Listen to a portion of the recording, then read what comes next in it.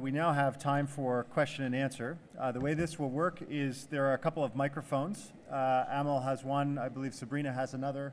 And so if you would like to raise your hand, they'll come to you and we'll take questions 2 or 3 at a time. So please put your hands up now and we'll get the mics distributed. But while we're doing that, I'll begin with the first question. I'd like to ask a question to the 2 Marks. We've spoken a lot here and seen a lot of the different ways that you can generate revenue from the agricultural market, be that consumers paying or potentially companies paying. But as we well know, in emerging markets where the majority of subscribers are on a pay-as-you-go prepaid basis, the second most important thing for mobile network operators is loyalty.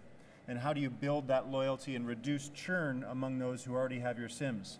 I'm wondering, from your 2 experiences with Isoko and with Orange, have you anecdotes or examples of where you're seeing the churn benefit come to the carriers?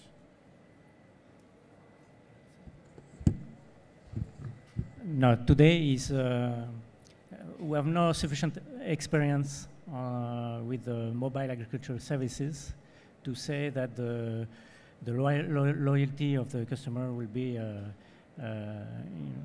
increasing with this new type of services. I'm not sure that it will be a good solution for loyalty. For example, we think that for mobile payment, yes, because with mobile payment you can have a link, a permanent link with your operator. Depends in mobile agriculture. Depends of the service. If it's a short service as SMS, as information, simple information, I think that it's not good for loyalty. If it's all a new ecosystem, I think yes, you could have an increase of the loyalty. But today, for us, we have no sufficient experience to answer to that. Okay, early days. Mark? I think that it's too early for us to tell. In Ghana, a lot of people have 2, 3 SIM cards and they carry around a couple of phones and they share it. It's very difficult for us. We're not on one operator and we don't have any operator data, so there's no way for us to kind of tell does the ARPU go up or is there a bigger spend? But I think the idea is that you build around an identity, and right now it's very basic. You know, we're pretty much pushing stuff out, but in return, obviously, we've got to profile people. And as you build that relationship and as these services become more sophisticated, then I think, you know, you're only building it around their phone number. We don't have anything else to build it around. So we anticipate, and in fact, we are negotiating with operators and saying, look, okay, we'll offer it on all networks, but we'll give you a special discount. We'll pick one. And if we, working with projects, programs, businesses, are going out selling new SIMs, everybody's going to say, pick that operator, because they're the ones that own the agriculture space. So if you're a small business and you're trying to scale, I think that you've got to leverage these guys and give them a reason to put all of their marketing dollars behind you. You can't make it exclusive, but you've got to somehow give them some pseudo-exclusivity. Interesting. Do we have the mics distributed for the first couple questions? So the gentleman here in the front. So please keep your questions rather brief, and we'll try to take 2 or 3 in a row, and then we'll have the panel answer, and then we'll take more questions. Yes? Yeah, the question I have is, given that world over agriculture is not a viable proposition without subsidies, various governments give various subsidies. The second issue is that with the climate change, food security is likely to become the #1 problem. So given these 2 paradigms, do we need to always look at agri from a commercial perspective, or is there a different paradigm we need to move? Okay, so in summarizing the question, I think the role of subsidies is very significant in agricultural markets. Also, food security is a huge social problem. So is the commercial imperative necessarily the right one or the only one that we need to be factoring in? Second question, sir. Well, my question is about smartphones. Since the market is emerging, the smartphones and the 3G is not available, I suppose. So what about your future plans about smartphones and 3G?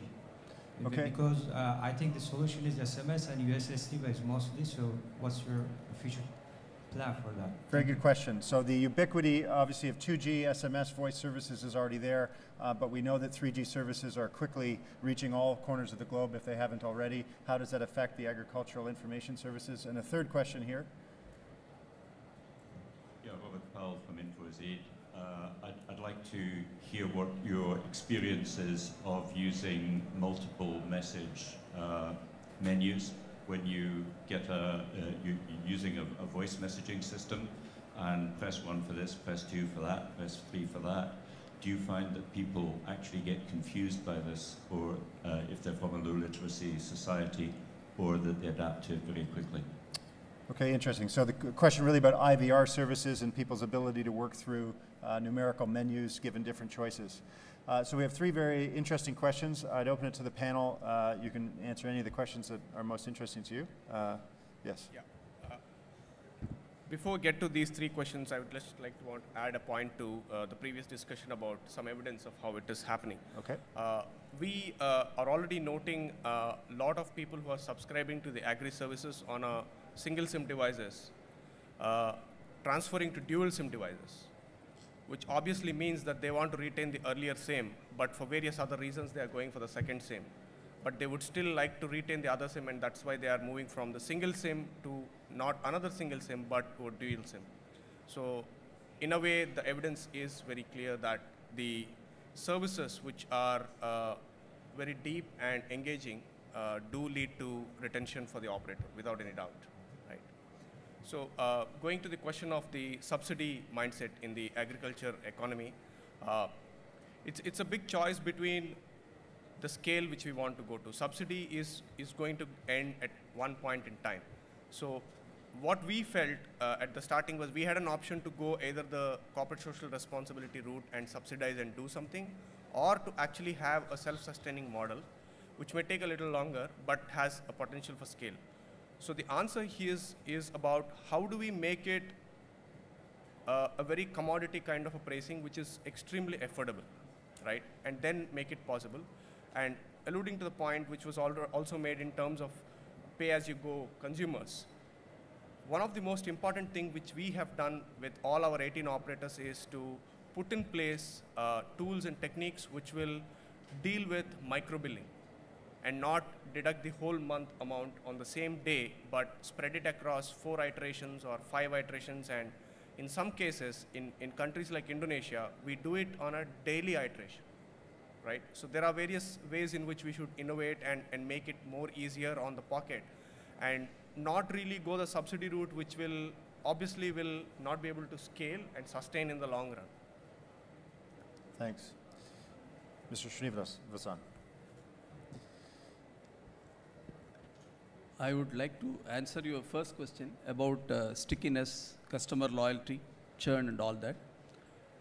This is no doubt a problem, especially with the falling tariff in the country, in India.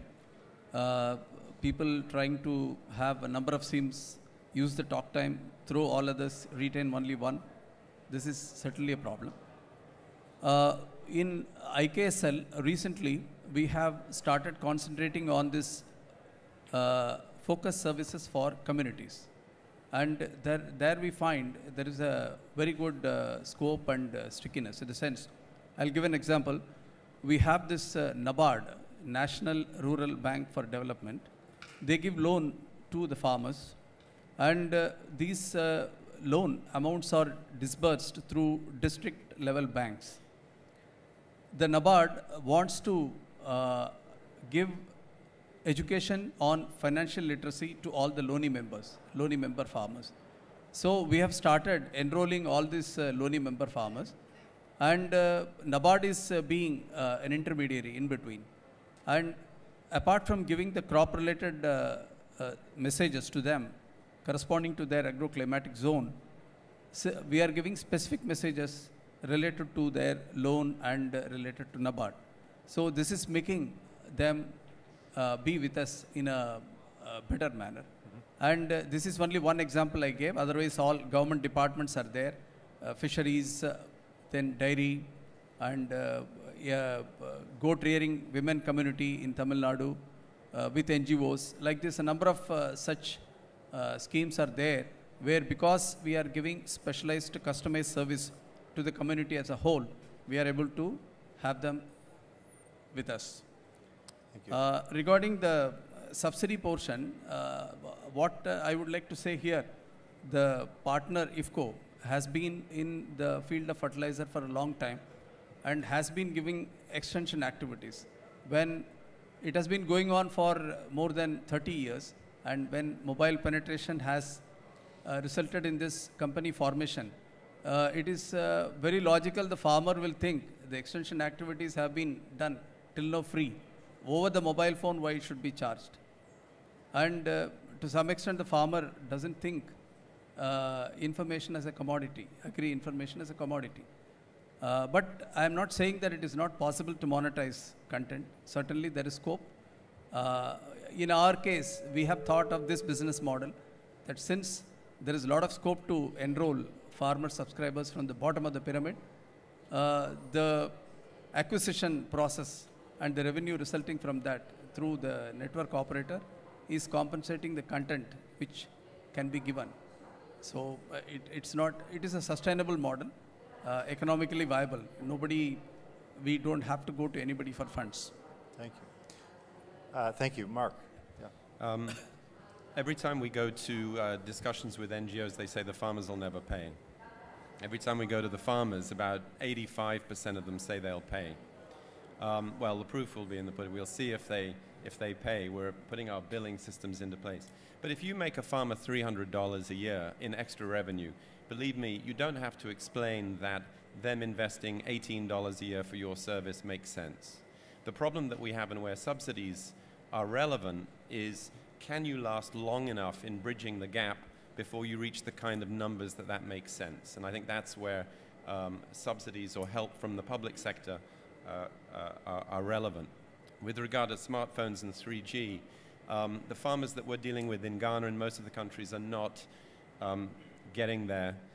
It is a price point mostly about the handsets themselves, but you are finding that traders and program officers and field officers that are being sent out to do profiling are all moving on to smarter phones and data connections. Thanks. Could I ask for some other questions? Taking one from the back, and if the microphones can move there. Anybody else with a question? In the meantime, Fiona, did you have a comment? Yeah, I just wanted to add on to Mark and Mr. Srinivasan's comment on the subsidies. I think kind of going to the Connected Agriculture report as well, I think there are other ways that you can look at who pays, so it need not just be the farmer.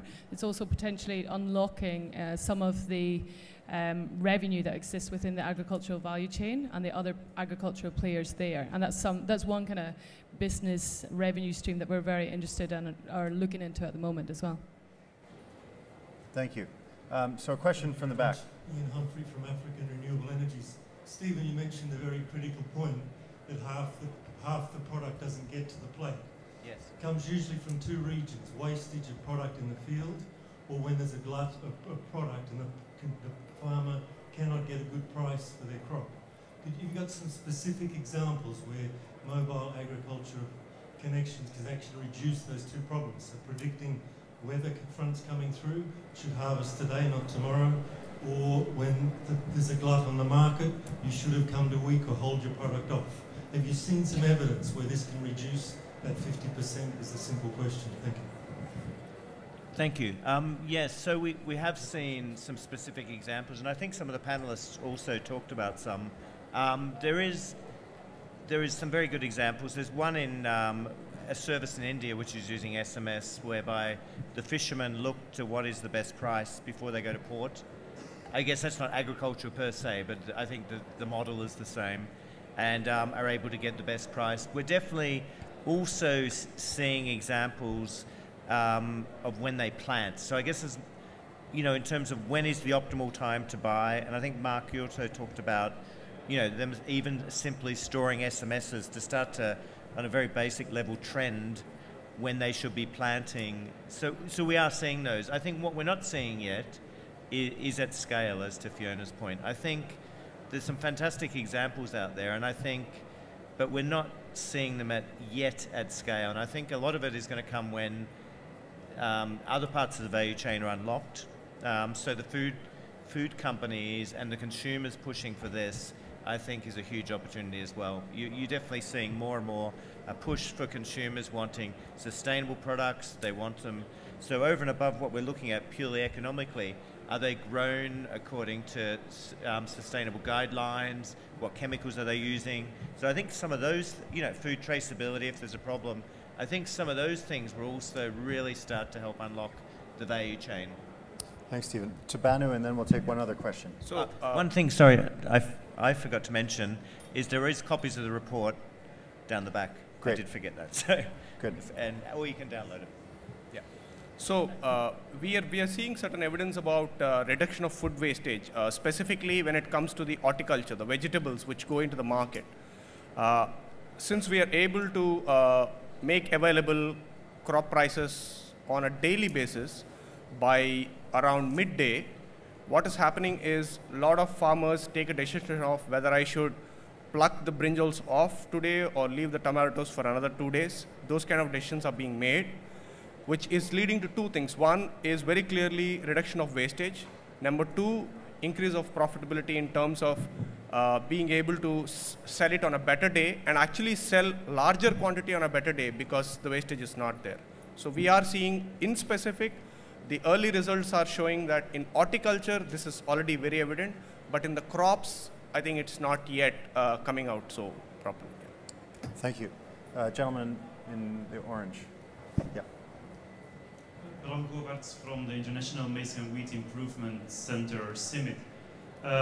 It's very clear that the system is as good as the information that you are providing. And me, myself, being an agronomist, we have to make a confession. Most of that information is based on recommendation domains, or it means it's an average for an eco-region or for an area, which most of the time comes down to that it's not right for anybody. Because for some it's going to be too much, and for others it's going to be too little, because on average it's right. So I think for now we can start with that kind of information. But we never actually generated the information to a scale and a precision we probably needed for the future. So those systems, we should be starting to think, and I don't know how, but it's a question for the panel, on how to improve that information and make it more precise, especially if you go to specific recommendations within a farming system for a specific farmer standing with his cell phone in his wheat field that has actually some wheat problems. So how to do that? Yes, Stephen. Just one comment I think is a very good point.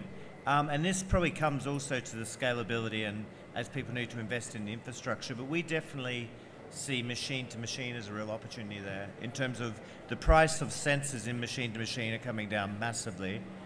And so you could use that where you basically aren't relying on people inputting it in terms of making sure the data is robust and actually works. So we see that, and we see operators and food companies potentially as the people who may make those investments. Interesting. So not just collecting more information for the farmers, but also for machinery and equipment that sits out in the field to get more specific. As a quick follow-up, Mark, or perhaps Banu, you both have two-way platforms where you're collecting information as well as sending it out. How are you able to take that information that's inbound to improve the content? Well, I think we just have to, we've had to build our own enumeration networks. We have people out there. There's no way around this. We worked with a lot of government, but they aren't really interested in the commercial application of the information. So if it comes in 2 weeks or maybe 1 week, that's okay. But of course, the trader will say, if I don't get the price by lunchtime, it's no good. So the speed of the information is important. The location of the information, we cover 35 markets in Ghana. Nobody's ever done that before. I'm sure that we're all doing that. The cost of acquiring the data with teachers or people in the community that can just upload it on a handset is extremely valuable. And of course, if you are delivering personalized information to farmers, and remember, this is personalized. It is their commodities, their location, packaged to try and fit into 160 characters. You have to know that farmer. This is the problem. Farmers don't get together very easily.